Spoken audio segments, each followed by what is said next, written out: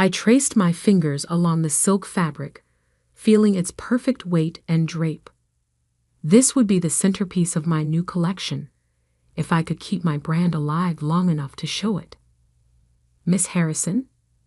My assistant Kate poked her head into my studio. Your mother called again. They're expecting you for dinner at 7. I glanced at the clock. 6:30 p.m.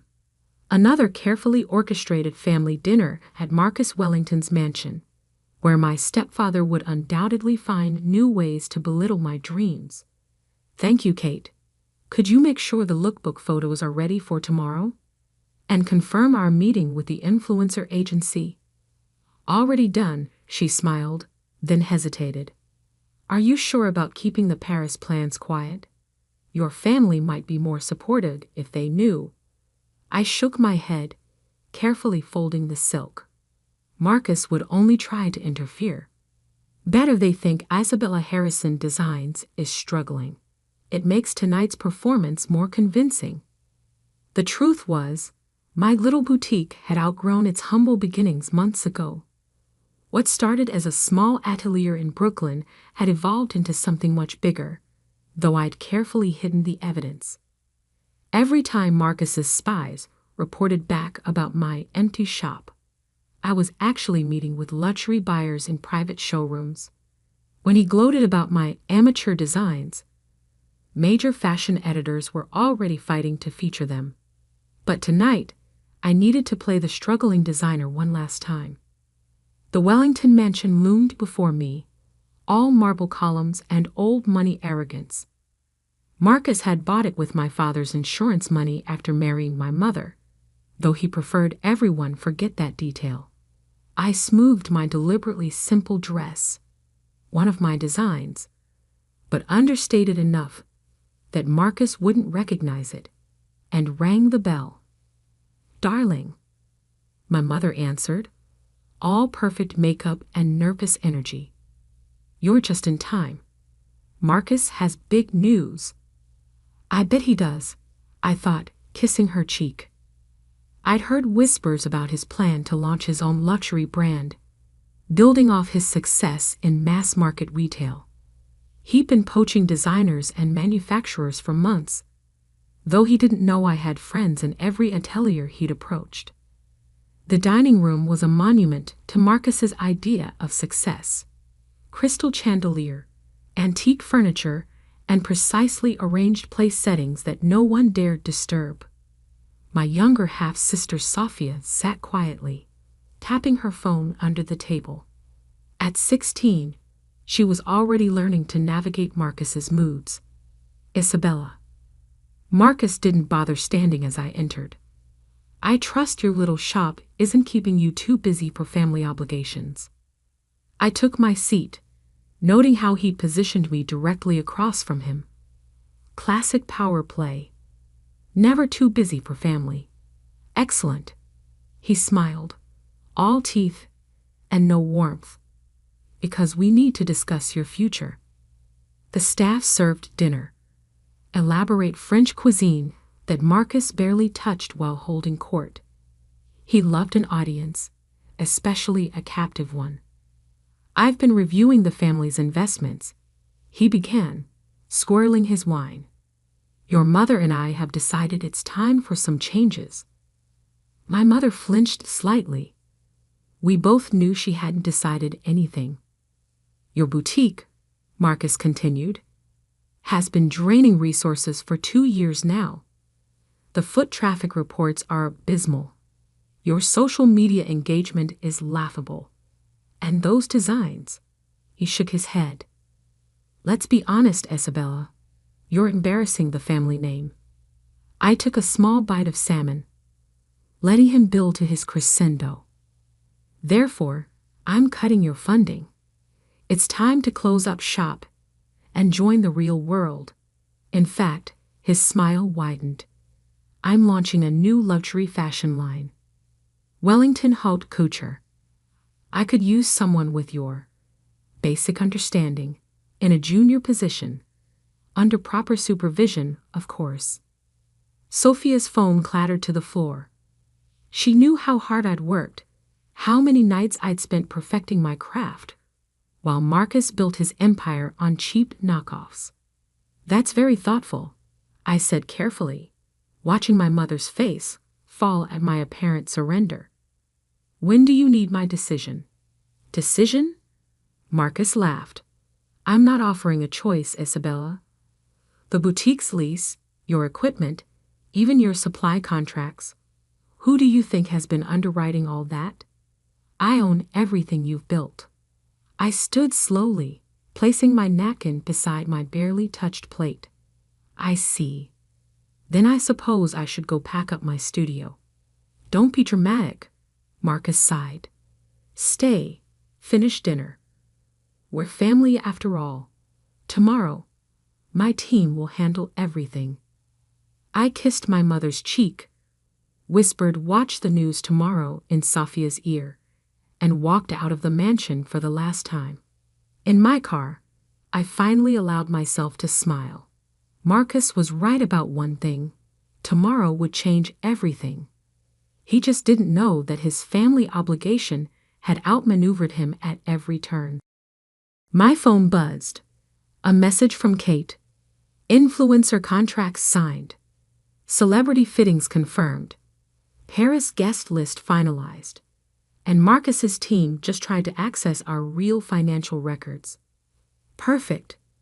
Let him think he found all my secrets. I drove to my real studio, not the decoy boutique Marcus had been watching, but the converted warehouse in Manhattan's Garment District, where my team was putting the finishing touches on the collection that would debut at Paris Fashion Week. The collection that would make Isabella Harrison Designs a global luxury brand. And if Marcus thought he could steal it, he was about to learn that his stepdaughter had inherited more than just her father's talent for design. She'd also inherited his business acumen and his lawyers. Tomorrow would prove exactly who was embarrassing whom. The next morning dawned crisp and clear. Perfect weather for watching an empire crumble. I sat in my real studio's control room surrounded by screens showing security feeds from both locations. On one monitor, Marcus's acquisition team was breaking into my decoy boutique, smugly photographing the intentionally mediocre designs I'd left as bait. On another, celebrities were quietly entering my real studio through the private entrance. They found the fake financial records, Kate reported, watching the feed. And the secret notebook with the terrible sketches. How long until they realize none of the real equipment is there? She checked her watch. Given their competence level? Hours. But it won't matter by then. She was right. At exactly 9 a.m., my carefully orchestrated plan began unfolding across social media. First, Victoria Chen, Hollywood's newest A-list actress, posted a photo in one of my designs at her movie premiere. Obsessed with my at Isabella Harrison Designs gown. Can't wait to wear more at #Paris Fashion Week. 10 minutes later, pop superstar Jade Martinez shared a video of her final fitting in my studio. Isabella Harrison isn't just a designer, she's an artist. This collection is going to change fashion forever. By 9:30, my name was trending worldwide. My phone buzzed. Marcus. I let it go to voicemail, focusing instead on the real work ahead.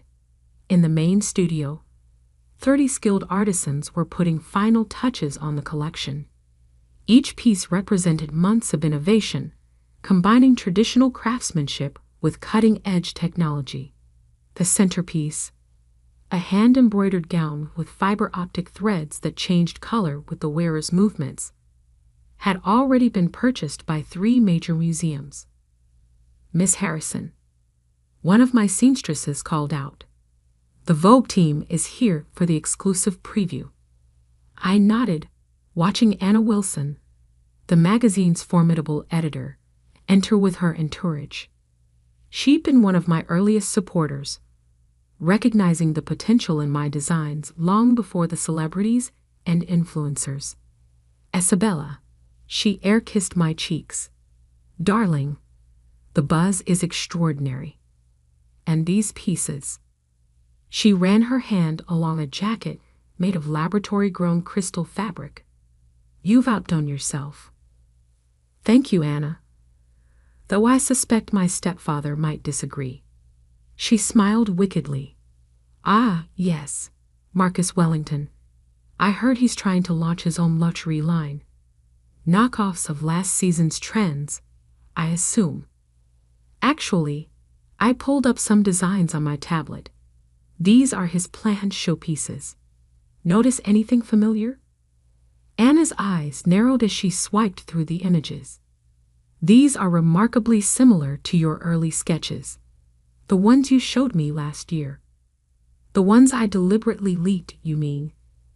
I switched to another screen, showing trademark registrations and patent applications.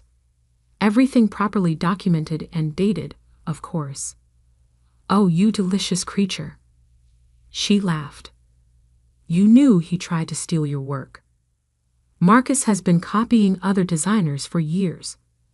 I just gave him the perfect opportunity to copy mine. I gestured to the busy studio. While he was focused on my failing boutique, we built this. Every piece protected, every innovation patented. My phone buzzed again. More missed calls from Marcus, plus increasingly frantic texts from my mother. Isabella, what's happening? Marcus is furious. Darling, please call us. The news is saying you're showing at Paris Fashion Week. Finally, a message from Sophia. OMG sis, you're trending. Marcus is having a meltdown. This is epic. Kate appeared at my elbow. Marcus's team just realized the boutique is empty. No equipment, no patterns, no real inventory. They're calling his lawyers. Right on schedule. I checked the time. Is everything ready for the press conference? She nodded. Live stream set up. Journalists arriving? And she smirked. Marcus just requested an invitation. Perfect. I smoothed my dress. One of my most sophisticated designs, naturally. Let's give him a front row seat to his own humiliation. The press conference room filled quickly. Fashion journalists, industry insiders, and social media influencers packed the space, all eager to understand how an apparently struggling designer had secretly built one of the most anticipated luxury brands of the year. I spotted Marcus in the back, his face dark with rage, flanked by his lawyers. My mother sat beside him, looking confused but proud. And there was Sophia, grinning and filming everything on her phone. Good morning, I began, taking the podium. Thank you all for coming. Today, Isabella Harrison Designs is proud to announce our debut at Paris Fashion Week, featuring innovations that will redefine luxury fashion. Screens around the room lit up, showcasing my real collection. Gasps and murmurs filled the air as journalists saw the technological innovations, the architectural designs, the perfect fusion of art and engineering. Every piece is fully protected by international patents and trademarks, I continued, my eyes finding Marcus. We've spent 2 years developing these innovations in secret while maintaining a decoy location to prevent industrial espionage. Marcus's lawyers were frantically whispering to him now, likely explaining how thoroughly he'd been outmaneuvered.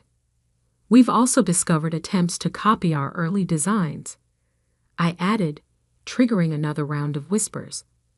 Fortunately, we anticipated such attempts and can prove the provenance of every original concept.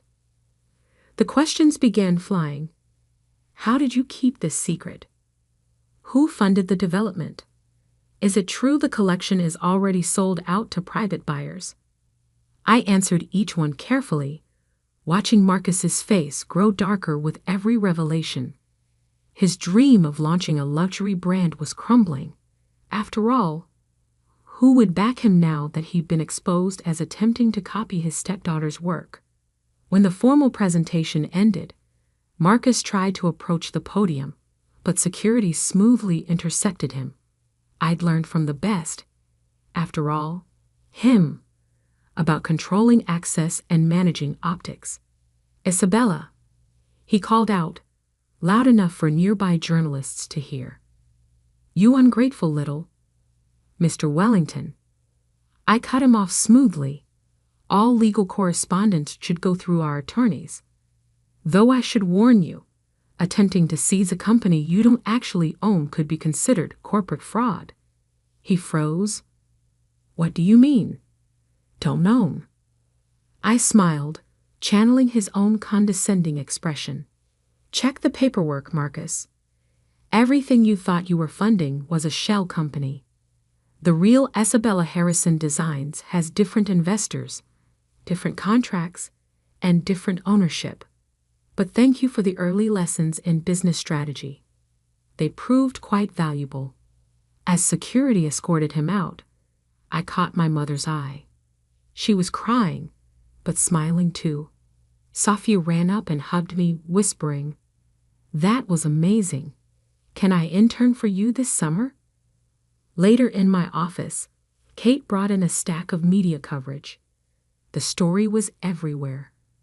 Young designer outsmarts corporate takeover, fashion's new tech revolutionary, the secret success of Isabella Harrison. My phone buzzed one final time. A message from Marcus. You'll regret this. I made you. I typed back. No, you underestimated me. The regret is entirely yours. Then I turned back to my team. We had a Paris Fashion Week show to prepare, and this was just the beginning. Paris Fashion Week, the pinnacle of haute couture, where legends are made or destroyed in 15 minutes on a runway. I stood backstage at the Grand Palais, watching my team prepare for the moment that would define Isabella Harrison Designs forever. Marcus is here, Kate murmured, tablet in hand. Front row, with his lawyers. They filed another injunction this morning. I smiled, adjusting a model's collar. How many does that make? 6 in 3 weeks, all dismissed. Though he did manage to free some of your old accounts. The empty ones, I confirmed. How's Mom doing? Kate glanced at her tablet. She's in her seat. Sophia's with her. And the video you asked for is ready. The last 3 weeks had been a whirlwind of preparations and legal maneuvers. Marcus, desperate to salvage his reputation, had tried everything to stop my show. Each attempt had only generated more publicity, more interest, more proof that he was exactly what I'd painted him to be. A man who built his success by stealing from others. 5 minutes. The stage manager called out. I gathered my team. Everyone knows their roles. We've prepared for this moment for 2 years. Now let's show the world what real innovation looks like. The lights dimmed. The music began, a haunting melody I'd commissioned specifically for this show. The massive screens above the runway flickered to life, showing the journey of Isabella Harrison Designs from that small Brooklyn boutique to this moment. Then, the first model emerged. The crowd gasped as my crystal fabric jacket caught the light, refracting it into thousands of rainbow patterns. Each movement created new colors, new designs, new possibilities. The technology we developed didn't just make beautiful clothes, it redefined what clothing could be. More looks followed. The color-changing gown that responded to sound. The architectural pieces that transformed on the runway. The sustainable fabrics that looked like liquid metal, but felt like silk. Each innovation perfectly documented, patented, and protected. From my position backstage, I could see Marcus's face growing darker with each new revelation. He thought my little boutique was producing simple dresses and basic designs. Now he was watching 2 years of secret innovation parade past him, knowing he couldn't touch any of it. Halfway through the show, the screens changed. Now they showed correspondence, contracts, and designs, dated and documented evidence of every attempt Marcus had made to steal my work. Interspersed were clips from security cameras, showing his team breaking into my decoy studio, trying to steal what they thought were my secrets. The fashion world is brutal, but it despises thieves more than failures. The final look was my masterpiece, a wedding gown that combined every innovation we developed. As the model reached the end of the runway, the dress began to transform, each layer revealing new patterns, new technologies, new possibilities. The audience rose in a standing ovation before the show even ended. In the chaos that followed, I made my way to where my mother sat, still applauding, tears streaming down her face. "Isabella," she whispered, hugging me tight. "Why didn't you tell me?" "Because Marcus would have used you to stop me," I said gently. "He had to believe he was in control." "He's ruined," Safia announced gleefully, showing me her phone. Stock in Marcus's companies was plummeting as news of his attempted theft spread.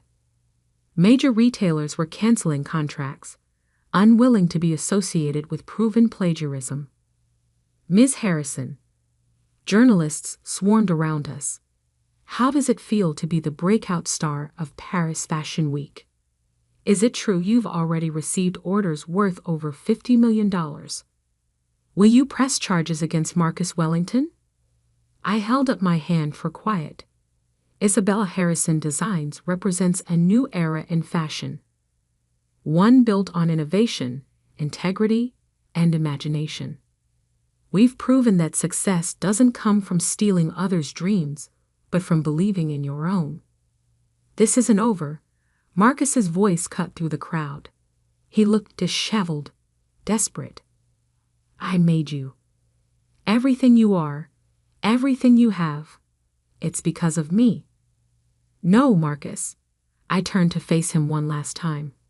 "Everything I am is because you taught me exactly what kind of person I didn't want to be.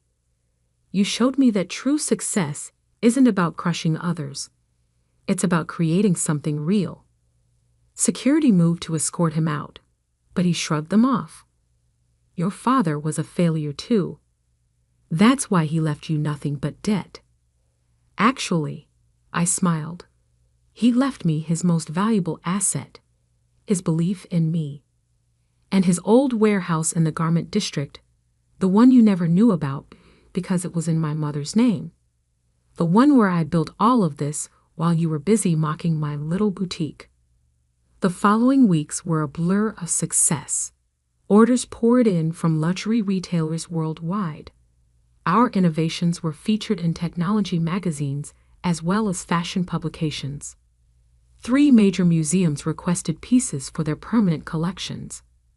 Marcus's empire crumbled as quickly as mine rose. Retailers canceled contracts, partners withdrew, and investigations revealed a pattern of theft that went back years. He'd been stealing designs from small creators, crushing them with legal threats when they complained. Now they were all coming forward. My mother filed for divorce.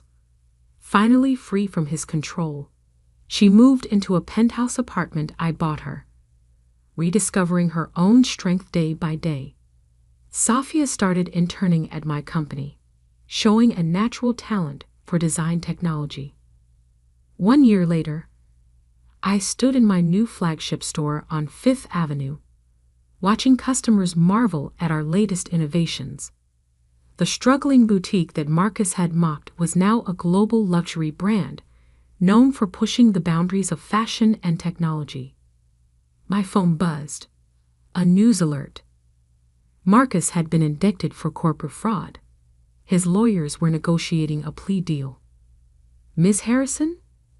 A young design student approached, clutching a portfolio. "Your story inspired me to pursue my dreams. Would you Would you look at my work? I smiled, remembering my own early dreams. Of course. And please, call me Isabella. Later that night, in my office overlooking the city, I opened my father's old sketchbook. His final note was still there, written when he knew he was dying. Success isn't about what others think of you. It's about staying true to your vision, even when no one else believes in it. I'd done more than that. I'd turned his vision into an empire, transformed his old warehouse into a fashion revolution, and proved that the best revenge isn't about destroying your enemies. It's about building something so magnificent that their attacks become irrelevant. Marcus had taught me one final lesson. Sometimes people underestimate you because they can't imagine you being stronger than they are. Their limitations become their weakness. My phone buzzed again. Anna from Vogue. Darling, what do you say to a cover story? The future of fashion. How Isabella Harrison changed the game. I looked out at the city lights, thinking about that family dinner a year ago, when Marcus thought he was ending my dreams. He never understood that you can't kill a dream by mocking it. You only make it stronger. Yes, I replied. I think it's time to tell the whole story. After all, success isn't just about proving others wrong.